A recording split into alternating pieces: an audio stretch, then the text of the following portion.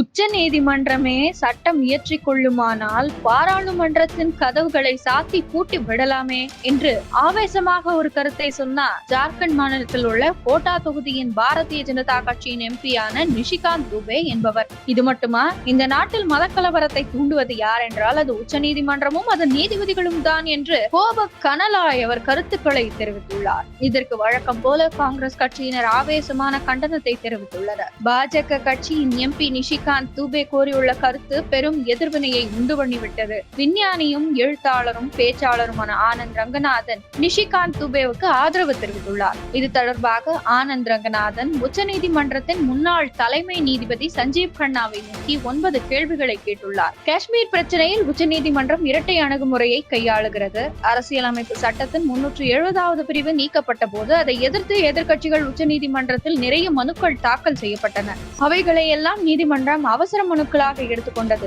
1990ஆம் ஆண்டில் காஷ்மீரின் பண்டிட் இந்துக்களுக்கு எதிராக வன்முறை கட்டவிழ்த்துவிடப்பட்டு இந்து கோவில்கள் இடிக்கப்பட்டு அவர்களின் வீடுகள் பறிமுதல் செய்யப்பட்டு பெண்கள் பலாத்காரம் செய்யப்பட்டு படுகொலை செய்யப்பட்ட போது அவர்கள் எல்லாம் சொந்த நாட்டிலேயே அகதிகளாக ஆக்கப்பட்டு டெல்லியின் தெருக்களில் வீட்டில்லாமல் உணவில்லாமல் அவர்கள் பராரிகளாய் நின்ற போது அது குறித்த வழக்கில் உச்சநீதிமன்ற நீதிபதிகள் இது ரொம்ப காலத்துக்கு முன்பு நடந்தது என்று கூறி அந்த வழக்கின் மனுவை தள்ளுபடி செய்தனர். இது இரட்டை நிலைப்பாடு இல்லையா?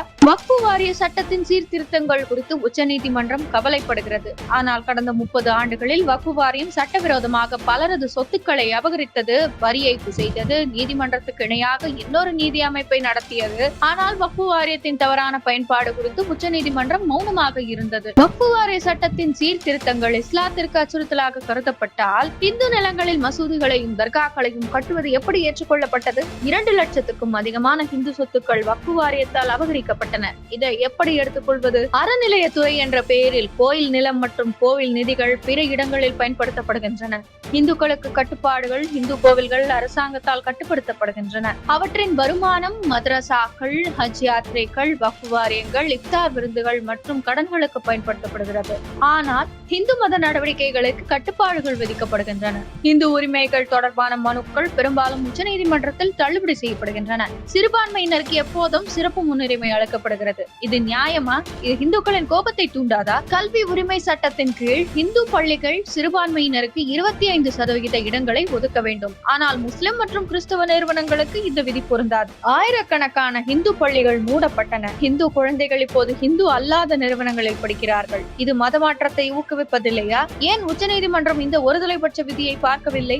இந்துக்கள் பேசும்போது அது வெறுப்பு பேச்சு என்று அழைக்கப்படுகிறது. மற்றவர்கள் பேசும்போது அது கருத்து சுதந்திரம் என்று அழைக்கப்படுகிறது. ஒரு தொலைக்காட்சி விவாத நிகழ்ச்சியில் நூபுர் சர்மா ஹதீஸிலிருந்து மேற்கோள் காட்டினார். நீதிமன்றம் அதை வெறுப்பு பேச்சு என்று கூறியது. ஆனால் ஸ்டாலின், உதயநிதி, ஆர் ஆசா மற்றும் திருமாவளவன் போன்ற பிற தலைவர்கள் சனாதன தர்மத்தை நோய் என்று அழைத்த போது நீதிமன்றம் மௌனமாக இருந்தது.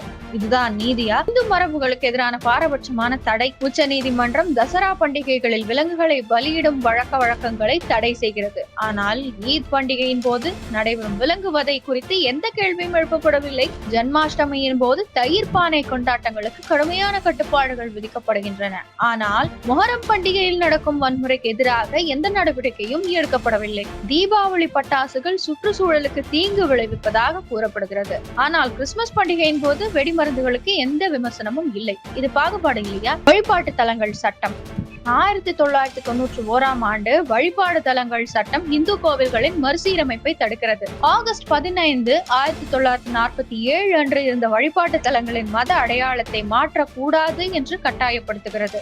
இந்த சட்டம் அழிக்கப்பட்ட அல்லது மாற்றப்பட்ட பண்டைய கோவில்களை இந்துக்கள் மீண்டும் பெறுவதை தடுக்கிறது. ராமர் கோவிலுக்காக பல தசாப்தங்களாக போராட வேண்டி இருந்தது. இந்தியாவெங்கும் பல கோவில்கள் இன்னும் ஆக்கிரமிப்பில் உள்ளன. இது இந்துக்களுக்கு எதிரான வரலாற்று அநீதி இல்லையா? இந்து மரபுகளை மட்டும் குறிவைப்பது. சபரிமலை வழக்கில் நீதிமன்றம் இந்துக்களின் உணர்வுகளை புண்படுத்தியது. சில இந்து கோவில்களில் ஆண்கள் மட்டும் அல்லது பெண்கள் மட்டும் செல்லும் பழக்கம் உள்ளது. ஆனால் நீதிமன்றம் இந்து மரபுகளை மட்டுமே கேள்வி எழுப்பியது. இஸ்லாத்தில் பெண்கள் மசூதிகளுக்குள் நுழைய முடியாது. கிறிஸ்தவத்தில் பெண்கள் பாதிரியார்களாக முடியாது. ஏன் நீதிமன்றம் பிற மதங்களை கேள்வி கேட்கவில்லை? குடியுரிமை திருத்த சட்டத்தை எதிர்த்து நடந்த போராட்டங்களின் போது நடவடிக்கை இல்லை. ஷாஹீன் பாக் போராட்டங்கள் மற்றும் சிஏஏ எதிர்ப்பு கலவரங்களின் போது உச்ச நீதிமன்றம் உறுதியான நடவடிக்கை எடுக்கவில்லை. போராட்டக்காரர்கள் பொது சாலைகளை நாள் கணக்கில் மறித்தனர். ஆனால் நீதிமன்றம் அதை நிறுத்தவில்லை. இது சட்டத்தின் கேலிக்கூத்து இல்லையா? இந்த கேள்விக்கு என்ன பதில்? இவ்வாறு ஆனந்த் ரங்கநாதன் கேட்ட கேள்விகளுக்கு முன்னாள் உச்ச நீதிமன்ற தலைமை நீதிபதி சஞ்சீவ் கண்ணா பதில் சொல்லவில்லை. ஆனந்த் ரங்கநாதனின் கருத்து குறித்து காங்கிரஸ் கட்சியின் எம்பியான மாணிக்கம் தாக்கூர் இது உச்ச நீதிமன்றத்தின் மீதான அவதூறு என்றும் அவர் மீது நீதிபதிகள் நடவடிக்கை எடுப்பார்கள் என்றும் தான் நம்புவதாகவும் கூறினார். மத சார்பின்மை பேசும் மகானுபாவர்களான இடதுசாரி மற்றும் இதர அறிவு ஜீவிகள் ஒருவரும் ஆனந்த் ரங்கநாதனின் கேள்விகளுக்கு பதில் சொல்லவில்லை.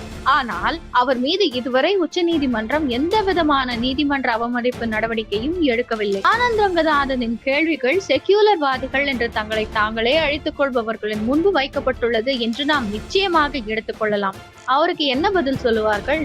மறக்காமல் சேனலை சப்ஸ்கிரைப் செய்வதுடன் அனைவருடனும் பகிருங்கள். நன்றி, வணக்கம், ஜெய் ஹிந்த்.